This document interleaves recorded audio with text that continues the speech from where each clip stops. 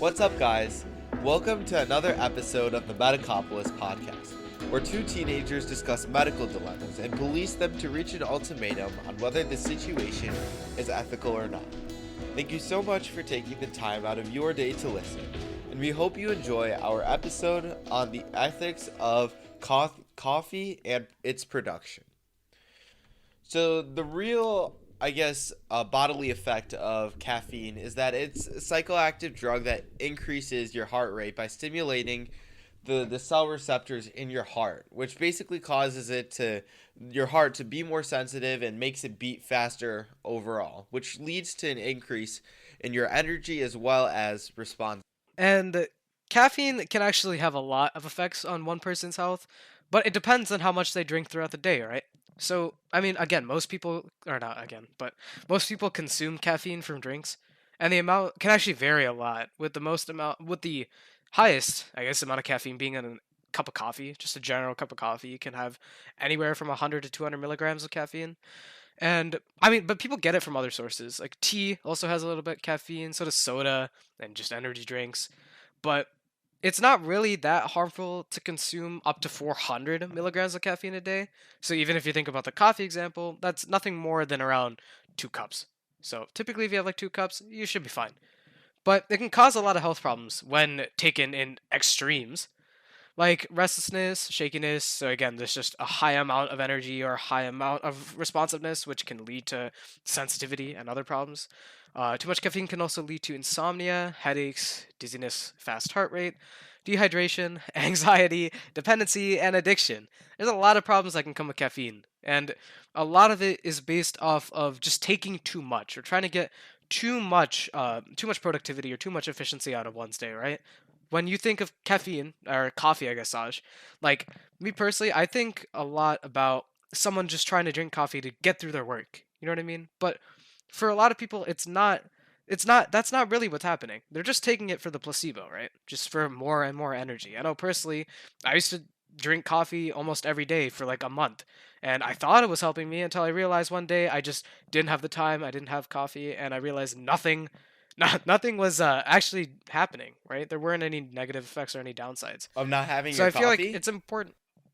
Yeah, I Really? actually some people yeah, some people have withdrawals, and Yeah. some people are more sensitive to the effects of caffeine I than was gonna others. say, cause my But mom, for example, if she doesn't have her coffee, it's a little bit of a different household when I wake up in the morning, cause it'll yeah, be a little but bit more again, a lot of it. grumpier and no offense to my mom, but it's like it's a different. I don't know. It changes the person. At least that's what my experience was with my parents. So it's kind of surprising to me to hear this from you. Yeah, but again, that's just dependent on the dependency or like the amount of coffee that someone's drinking, right? So like for me, I had coffee for maybe like I think 2.5 weeks until just stopped entirely, and that wasn't that bad. I don't think I even really noticed the transition of having caffeine in my system to not having any caffeine in my system. So it's just dependent on the person, and I think that's important to I guess sort of realize when thinking about the ethics of using it or using caffeine as a stimulant for efficiency or for like better production, I guess, or better better working, right? Because I think it's really important to highlight the fact that caffeine just isn't for everyone. So when you hear these stories about people drinking a bunch of caffeine or sorry, a bunch of coffee or chugging energy drinks, it's like it's not gonna work for everyone. I think understanding that before you actually take coffee or have your first cup of tea or whatever it is important to realize. Yeah, for me, for example, I've not had coffee, I've not had coffee like ever, or maybe I've had a few sips before, but it's not really where I've like taken and drinking like a cup of coffee. So I guess, do you think that people like me should maybe try coffee to see, okay, if I take it in moderation, then would it help me, or do you think it's just honestly good that I don't even drink coffee at all? Honestly, when I started, it was just because there was like no way out. Like I'd wake up every morning, I'd feel sluggish. I'd almost sleep through some of my classes, and now that I don't have it in my system, it's a lot better. And honestly, the only thing that changed was my sleep. It wasn't even because of the caffeine. So I feel like for you, if you're not really on that desperate edge, I wouldn't even try it. Because it's not like the same effect is going to happen for everyone, right? You probably aren't going to have the same buzz that I get when I drink my coffee. You know what I mean? Yeah, that's true. Yeah. Yeah. It also depends on how you get your caffeine too. Obviously, that's a dependent factor, but I feel like just in general, sort of a PSA if you will, unless it's like a desperate measure, I wouldn't even try it. And if you do, it's like you have to make sure you're actually realizing what's helping you get that energy. And if it is really purely caffeine, you might want to try something else too, to fix um, that sort of drive for caffeine, because it could just be something like your sleep, like it was for me. But you don't want that dependency or addiction to develop super fast because you need that caffeine to literally function. Like, you know what I mean? Like, there's a point where there's too much caffeine.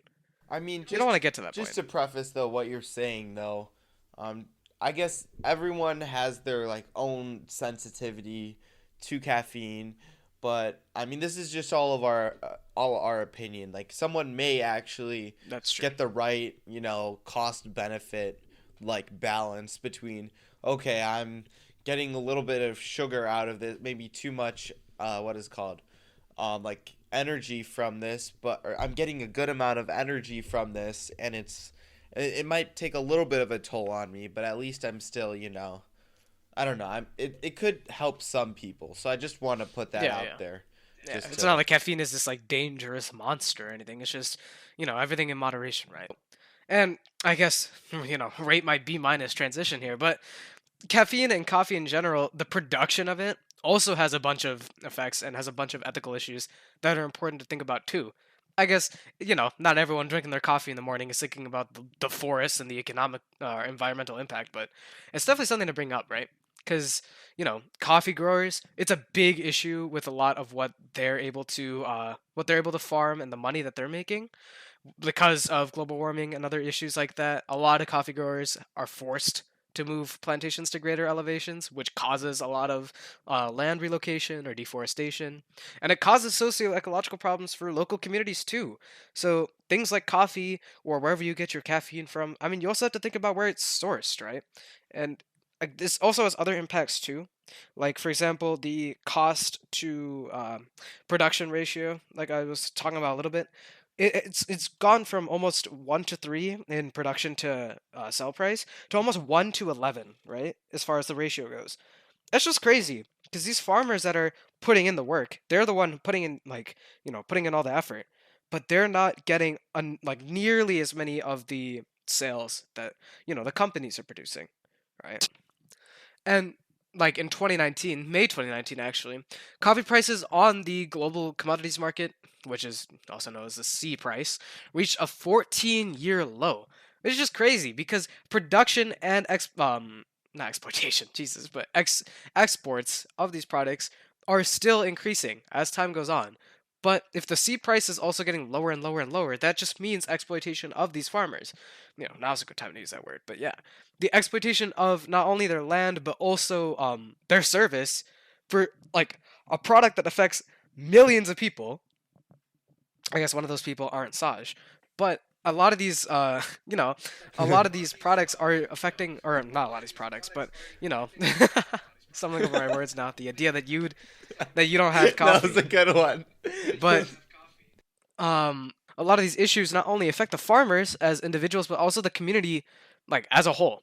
So I think that's important to sort of address. And I guess the Science Ethics podcast brings up another non-science ethics reason about as sort of coffee production, but the idea of fair trade or direct trade as a sort of buzz term has become a bit of a debate, and I think it's important to sort of talk about here. So, if you don't know, direct trade prices are created and regulated by the coffee roasters themselves. So they're able to work directly with the farmers to determine the quality of the roast, and from there they can create their own sales prices and ensure standards are met for like safety, sustainability, and the farmer doesn't go broke.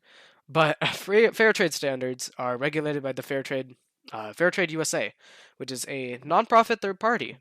But the problem is, while their original incarnation was monumental, in regards to establishing standardized prices across the coffee industry, it's sort of strayed from these points since then. So I feel like this sort of brings back the idea of sustainability, but keeping I guess, the sort of source, or keeping the farmer staying local and exporting caffeine, or I guess coffee beans, to wherever they want is more important in the aspect of creating a healthier environment versus making it more industrialized. Like now, I guess in recent times, we're more sort of conditioned to think that the industrialized version of a product can seem very cookie cutter, or necessarily not that, not that different from each other.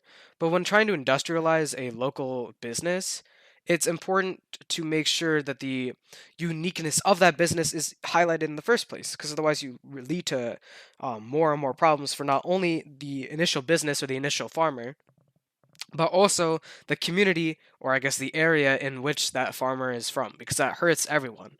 It hurts not only the consumer who's paying more, but also the farmer who's not only making less, but is now powerless, essentially, because they're at the hands of a very industrialized system.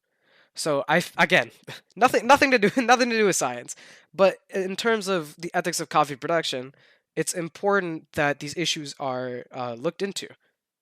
Yeah, because especially with like fair trade fair trade prices, the thing is it's like it's like the motto, one size doesn't fit all. I hope I got that right. But the point is that, like, for example, with one country or like one area, they may able to be able to produce like one coffee bean for, let's say, 3 cents. Okay, I'm just making that up. But in another area, like across the globe, they may be able to produce a coffee bean for like $2. So if you're putting, in terms of direct trade, if you're putting, or sorry, fair trade, if you're putting like a standard, like you have to pay this amount, like $1, let's say, it may be like a luxury for some people for their coffee bean business, but for other people it could pose real problems. So the appeal, I guess, of direct trade is that, okay, the coffee roasters are able to establish those direct ties with their farmers and be able to vocalize their, like, what their prices that they're able to sell their coffee beans for, like the correct prices that they think would be good for both their business but not too harsh for any party. Yeah, and again, some of you guys might get mad at us, science podcast talking about, fair trade and direct trade. What's the point? The point that we're trying to get at is that these issues overall will affect sustainability and environment in the long run. If we can't create a more friendly, I guess, environment for farmers, or for the community that sells the beans, or for the consumers in general, it only leads to greater and greater strain on the business as a whole, which means that in all, or not, I guess in all, but in the future, we might see issues where coffee becomes something that's so inattainable for not only the farmers, it actually affects the consumers as well. And if that's the case, I guess looking at it from a sort of scientific way, people might have to get their caffeine, or, their buzz from other sort of methods. And I think it's important to address that if you're like attacking these issues at the root, it affects a chain, and that chain can only get healthier and healthier as a result of attacking the problem. So I think like that is maybe not the most important issue, I guess, or most important chain to discuss here, but I feel like it definitely has a huge impact on a lot of people. I guess not Saj, you know how that goes, but for a lot of people, you don't want to have to rely on a can of soda or an energy drink every time you want to get that little buzz, because those have their health problems as well. Soda has a lot of sugar in it, maybe not compared to coffee in general, but sometimes, if someone wants a soda can, it's going to be a lot more sugar in the long run than if they stuck to coffee. And energy drinks are just a completely different can of worms. We see cases of kids with heart issues because of the reliance on energy drinks, especially with popularization in the media. Yeah, and especially in America where we live, like coffee is so, I guess, not romanticized, but like coffee is so over abundantly used to where um if these coffee roasters are like run out of business or they're not able to support themselves financially, we may face a huge crisis in a coffee crisis in America, and that will cause prices to drive up. And even without someone's morning cup of coffee, they still will get they still will get angry if are not able to have this cup of coffee in order to function in their day. So I guess the point that we're trying to make here is that all of these ethical issues, whether they're science related or not, in effect have link back to us and our own problem. And that was our 15th episode. So thank you guys so much for listening to the Metacopolis podcast. We hope you all stay tuned for next week's episode, and as well as what is to come in the future.